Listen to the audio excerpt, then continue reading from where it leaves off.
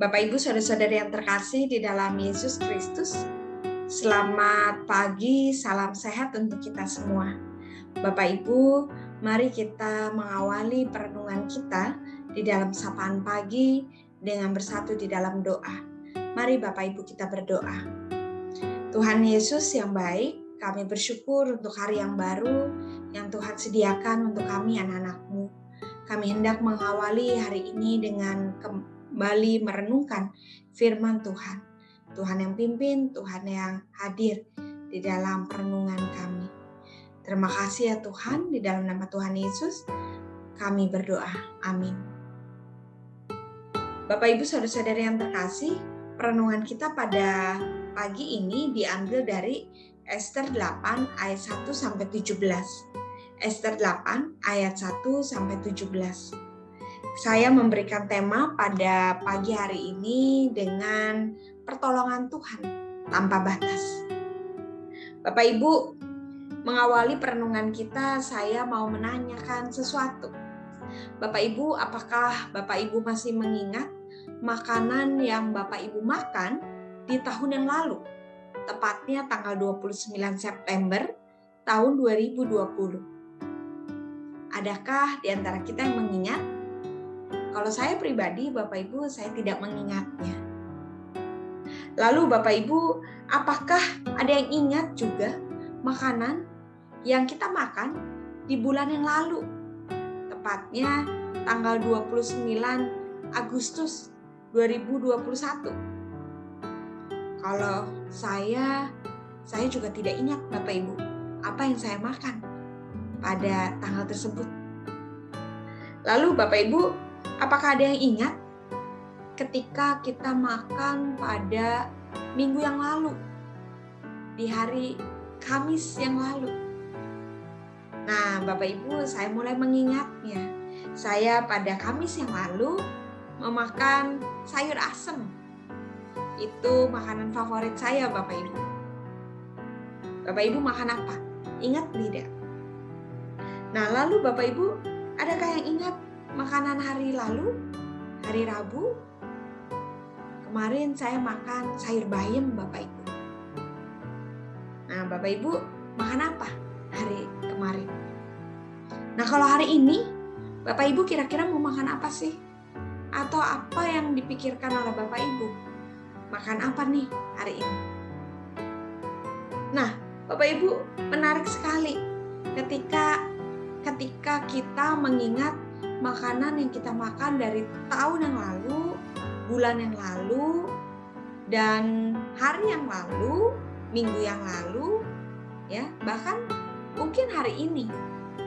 Bisa jadi Bapak Ibu, makanan yang kita ingat gitu ya, berbeda-beda tiap harinya, tiap waktunya. Betul nggak?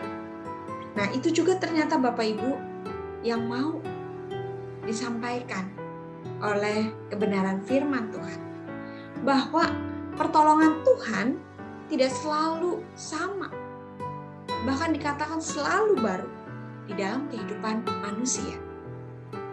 Hanya persoalannya, saya dan Bapak Ibu tidak ingat, sama seperti makanan yang kita makan tahun lalu. Pertolongan Tuhan yang lalu seperti apa sih yang menguatkan dan menghibur saya dan Bapak Ibu? Kadang saya dan Bapak Ibu suka lupa. Namun Bapak Ibu, kita mau dipanggil, bahkan terus diingatkan bahwa pertolongan Tuhan selalu baru, selalu ada di dalam kehidupan kita manusia. Bahkan pertolongan itulah yang memampukan kita sebagai orang percaya menjalani kehidupan yang tidak selalu mudah sampai saat ini. Terlebih saat ini kita masih ada di dalam masa pandemi. Nah, Bapak Ibu, saudara-saudara yang terkasih, berbicara tentang pertolongan Tuhan yang tanpa batas, yang selalu baru, yang ada di dalam kehidupan kita, itu juga dirasakan oleh Ester dan Mordekai dalam bacaan kita. Kalau kita perhatikan Bapak Ibu, Tuhan meninggikan Ester, gadis yang menderita, diubah menjadi seorang ratu, bahkan mendapatkan kasih yang berlimpah ruah melalui cinta kasih banyak orang kepadanya. Kita lihat di situ ayat 15 dan ayat 17. Bahkan Ester juga hidup nyaman dan tidak berkekurangan. Tetapi Bapak Ibu, berkali-kali ia justru memilih mempertaruhkan nyawanya untuk menyelamatkan orang-orang sebangsanya. Di ayat 3 sampai ayat 6. Kita bisa melihat bagaimana Ester juga di tengah kondisi keadaannya yang begitu nyaman, begitu aman, begitu bahagia, ia tetap mengingat sesamanya. Mengapa demikian? Karena Ester merasakan kenyamanan, kebahagiaan yang ia dapatkan itu karena pertolongan Tuhan. Begitu juga Bapak Ibu dengan Mordekai. Tuhan mengangkat Mordekai yang berteriak karena derita, mengoyakkan pakaiannya, dan bahkan mengenakan kain kabung serta abu di atas kepalanya. Menjadi orang yang berdiri di hadapan raja dengan berpakaian berharga dan mengagumkan. Perhatikan ayat 15. Mordekai dulu ditindas melalui cincin materai raja. Tetapi kini ia dimampukan oleh Tuhan Allah untuk menyelamatkan rakyatnya dengan cincin materai raja. Kita bisa lihat di ayat 9 sampai ayat 14. Nah, Bapak Ibu Saudara-saudari yang terkasih, Ester dan Mordekai merasakan bagaimana pertolongan Tuhan yang tanpa batas, bahkan selalu baru di dalam kehidupan mereka. Tidak melihat perubahan hidup mereka sebagai sebuah kesombongan, karena mereka selalu mengingat bahwa selalu ada pertolongan Tuhan. Justru melalui pertolongan Tuhan itulah mereka pun bersedia memimpin bangsanya untuk menjadi penolong bagi mereka. Bagaimana dengan kita, Bapak Ibu? Ketika Tuhan Allah setia memberikan selalu pertolongan kepada kita tanpa batas, selalu baru setiap saat di dalam kehidupan kita. Apakah kita juga menyatakan pertolongan Allah itu kepada sesama kita yang membutuhkan pertolongan? Apakah kita juga punya menu yang selalu baru untuk menolong sesama kita? Mari Bapak Ibu rasakan pertolongan Tuhan untuk menjadi penolong bagi sesama. Esok hari kita sama-sama ada di dalam bulan keluarga.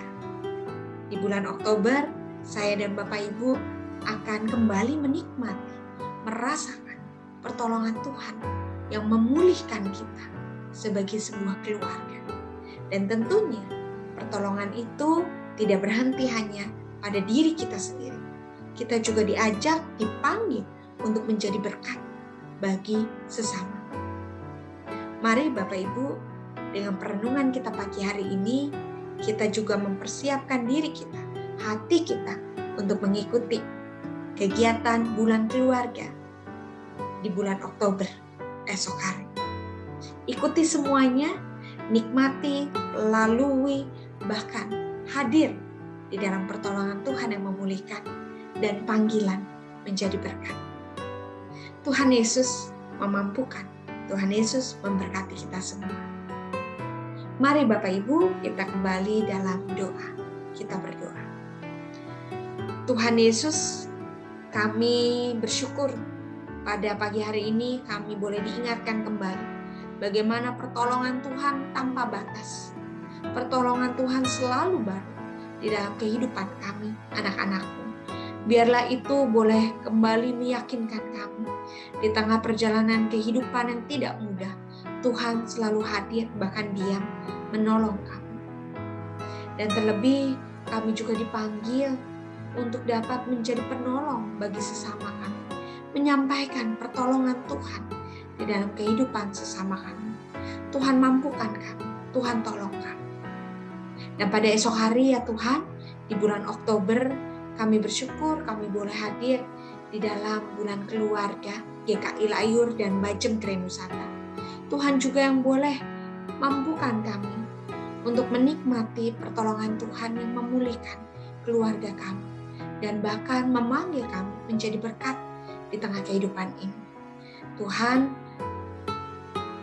hadirlah di dalam diri kami agar kami boleh terus mengikuti, melalui, bahkan menjadi bagian di dalam pelaksanaan bulan keluarga di tahun ini. Sehingga kami pun tetap merasakan pertolongan Tuhan yang memulihkan. Kami mau menyerahkan diri kami, anak-anak-Mu, keluarga Allah di GKI Layur dan Bajem Grand Wisata. Terima kasih ya Tuhan, di dalam nama Tuhan Yesus Kristus kami berdoa. Amin. Selamat mempersiapkan diri untuk besok kita semua hadir di bulan keluarga GKI Layur Bajem Grand Wisata. Keluarga yang memulihkan, keluarga yang dipulihkan, dan menjadi berkat. Tuhan Yesus memberkati.